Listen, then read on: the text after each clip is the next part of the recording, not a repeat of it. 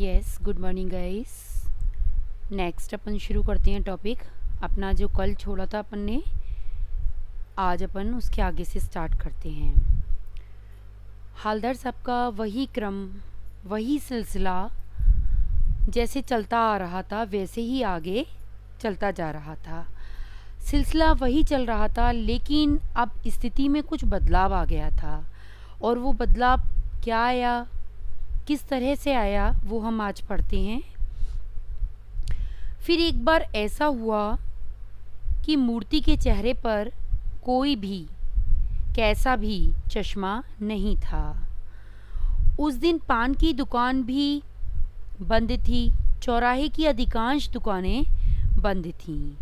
यानी कहने का तात्पर्य है कि आज जब हालदार साहब उस कस्बे में आए तो उन्होंने देखा कि सबसे पहले तो वहाँ जो पान की दुकान थी वो पान की दुकान बंद थी, और चौराहे पे अधिकांश जितनी भी दुकानें थीं वो सभी बंद थीं। और सबसे बड़ी चौंकाने वाली बात क्या थी कि हमारे नेताजी सुभाष चंद्र बोस की प्रतिमा पर आज कोई भी चश्मा उनको नज़र नहीं आ रहा था।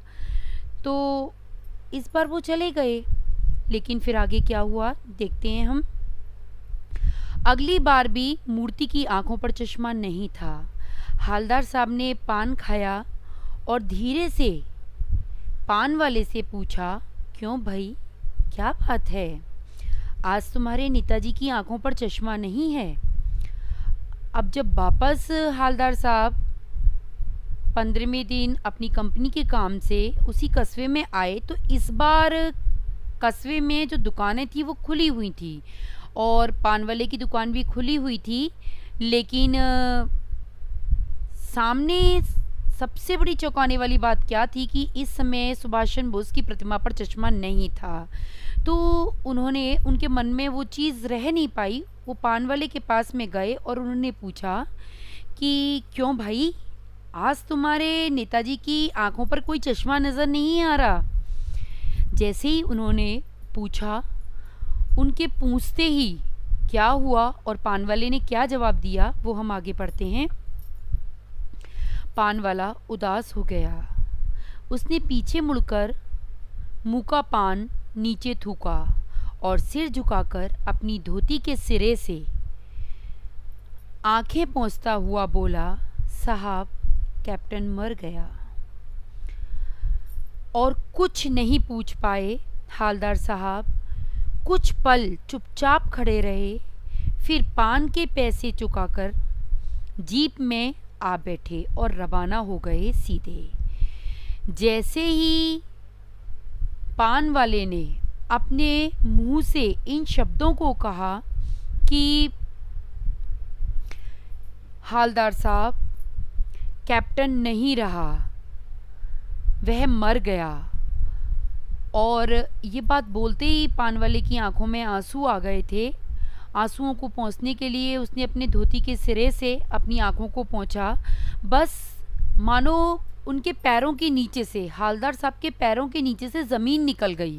वह उससे कुछ प्रश्न कर ही नहीं पाए। वह इतने खिन्न हो गए, इतने दुखी हो गए कि अपना ढांढस खुद ही नहीं बंधा पाए। और उनके मुख से, पान वाले के मुख से इन शब्दों को सुनकर वह सीधे अपनी जीप की तरफ गए और सीधे जीप में बैठे और वहाँ रुकने की बजाय सीधे ही रवाना हो गए। यानी अपनी घर की तरफ प्रस्थान उन्होंने कर लिया। अब जब वो जीप में जा रहे थे तब जाते जाते उनके मस्तिष्क में किस तरह के विचार कौंध रहे थे, वह क्या सोच रहे थे, क्या उनके दिमाग में बवाल चल रहा था, वो बार बार में कौन सी बातें उनके दिमाग में कौंध रही थी, वो सारी बातें उन्होंने किस प्रकार से सोची, किस तरह से उनके मन में विचार आए, वो हम विचारों को यहाँ पर सुनते हैं। नेक्स्ट पैराग्राफ आगे देखिए। बार बार सोचते क्या होगा उस कौम का जो अपने देश की खातिर घर गृहस्थी, जवानी, जिंदगी सब कुछ होम कर देने वालों पर हंसती है और अपने लिए बिकने के मौके ढूंढती है। दुखी हो गए। बेटा इस पर अंडरलाइन कर लीजिएगा पूरी पंक्तियों पर। और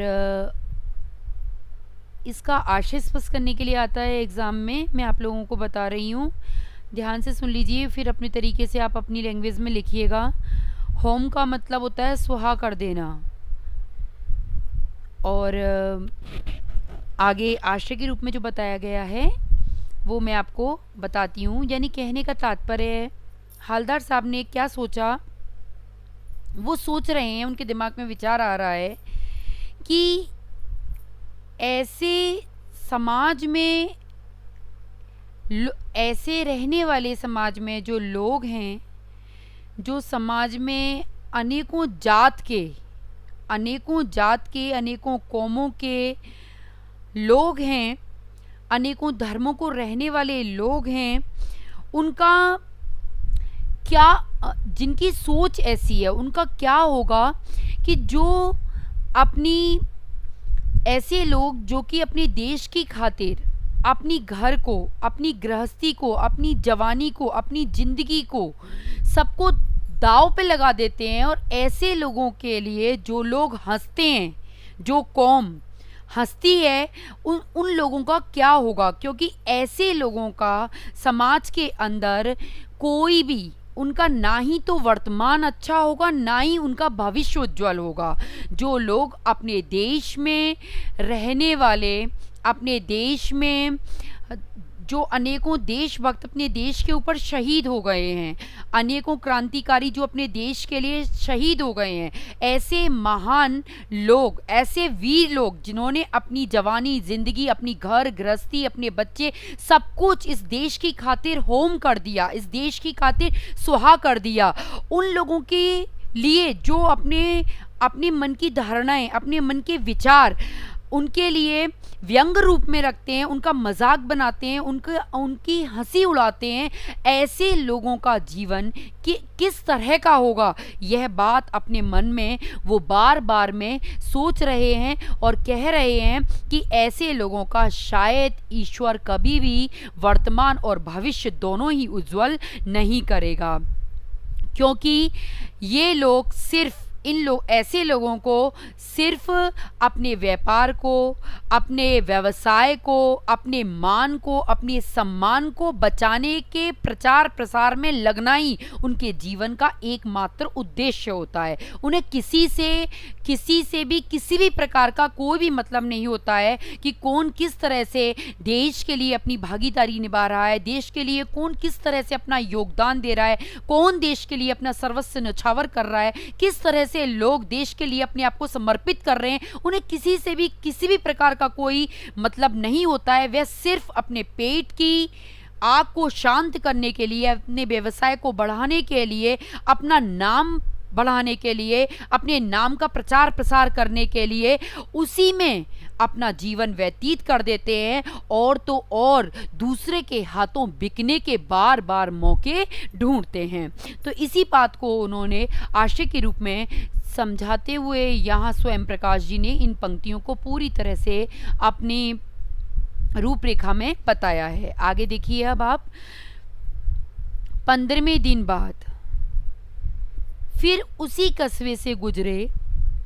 कस्बे में घुसने से पहले ही ख्याल आया कि कस्बे की हृदय स्थली में सुभाष की प्रतिमा अवश्य ही प्रतिस्थापित होगी, लेकिन सुभाष की आंखों पर चश्मा नहीं होगा, क्योंकि मास्टर बनाना भूल गया, और कैप्टन जो कि एकमात्र देशभक्त था, जिसके मन में ऐसी भावना थी कि मूर्ति पर चश्मा लगाया जाए, वो आज मर गया। सोचा आज वहाँ रुकेंगे नहीं, पान भी नहीं खाएंगे, मूर्ति की तरफ भी नहीं देखेंगे, सीधे निकल जाएंगे। ड्राइवर से कह दिया, चौराहे पर रुकना मत भाई, आज बहुत काम है मुझे, पान कहीं आगे जाकर खा लेंगे। लेकिन होता क्या है कि जब इंसान अपनी आदत से मजबूर होता है तो वह अपने मन को अपने मन को चाहे कितना भी समझा ले। ये स्थिति सिर्फ हवलदार साहब की नहीं थी, ये स्थिति अपनी भी है। अपन यदि कहीं से गुजर के जा रहे हैं और जा कर के अपन किसी चीज़ पे अपनी निगाह रोज़ रोज़ पड़ती है और हम आज मानो कितना भी अपने मन को समझा लें कि आज हम उस तरफ नहीं देखेंगे, तब भी ना चाहते हुए भी हमारी निगाह उधर चली जाएगी। तो वही सब कुछ हुआ आज हवलदार साहब के साथ में कि उन्होंने बहुत मन बना के आए थे कि सुभाष की प्रतिमा भी होगी, सब कुछ होगा, वहाँ दुकानें भी खुल रही होंगी, पान वाला भी बैठा होगा, सब कुछ वैसा ही होगा। लेकिन आज सुभाष चंद्र बोस की प्रतिमा पर आज चश्मा नहीं होगा क्योंकि कैप्टन आज नहीं रहा। तो वो मूर्ति की तरफ ही नहीं देखेंगे, वहाँ रुकेंगे ही नहीं, पान कहीं और जाके खा लेंगे। ये सब कुछ अपने मन को समझा कर लेकर आए थे। जीप वाले से भी कह दिया था अपने ड्राइवर से, लेकिन मन नहीं माना उनका। और आगे क्या हुआ, लेकिन आदत से मजबूर आंखें चौराहा आते ही मूर्ति की तरफ उठ गईं। कुछ ऐसा देखा कि चीखे, रोको। जीप स्पीड में थी। ड्राइवर ने जोर से ब्रेक मारे। रास्ता चलते लोग देखने लगे। जीप रुकते हवलदार साहब जीप से कूदकर तेज कदमों से मूर्ति की तरफ लपके और उसके ठीक सामने जाकर बिल्कुल अटेंशन में खड़े हो गए। मूर्ति की आंखों पर सरकंडे से बना छोटा सा चश्मा रखा हुआ था, जैसा बच्चे बना लेते हैं। हवलदार साहब भावुक हैं। इतनी सी बात पर उनकी आंखें भर आईं। यानी कहने का तात्पर्य है, समझिए आप, कि आदत से मजबूर जो हवलदार साहब थे, वह जैसे ही चौराहा आया उनकी आंखें वापस उस मूर्ति की तरफ उठ गईं और कुछ ऐसा नजर आया कि वह चीख पड़े और बोलते हैं सीधे अपने ड्राइवर से, रुको रुको रुको। ड्राइवर रुकता ना रुकता इतनी देर में तो वो जीप से कूद पड़े और कूद के जीप से बाहर निकल करके सीधे मूर्ति की तरफ अपनी जो हृदय के अंदर जो देशभक्ति की भावना थी उसके वशीभूत होकर मूर्ति के सामने बिल्कुल अटेंशन में खड़े हो गए। और उन्होंने देखा तो उस मूर्ति पर एक सरकंडे का, जैसे बच्चे क्या कहते हैं चश्मा लगाते हैं, छोटे बच्चे जो चश्मा लगाते हैं अपनी आंखों पर, आपने देखा होगा कि खेल खेल में गोल गोल चश्मा होता है, वो बच्चे अपनी आंखों पर लगा लेते हैं। तो वैसा ही सरकंडे का जो चश्मा था वह सुभाष चंद्र बोस की नेताजी की प्रतिमा पर आज लगा हुआ था। यह सब कुछ देख करके हवलदार साहब की आंखें भर आईं और वह बहुत ही भावुक हो गए। बेटा ये कभी कभी ये पंक्ति आ जाती है कि हवलदार साहब भावुक हैं, इतनी सी बात पर उनकी आंखें भर आईं। यानी कहने का तात्पर्य क्या है, हवलदार साहब हमारे क्यों भावुक हो गए, उनकी आंखें क्यों भर आईं। तो यानी कहने का तात्पर्य ये है, लेखक हमें स्वयं प्रकाश जी बताना चाहते हैं कि कैप्टन के ना रहने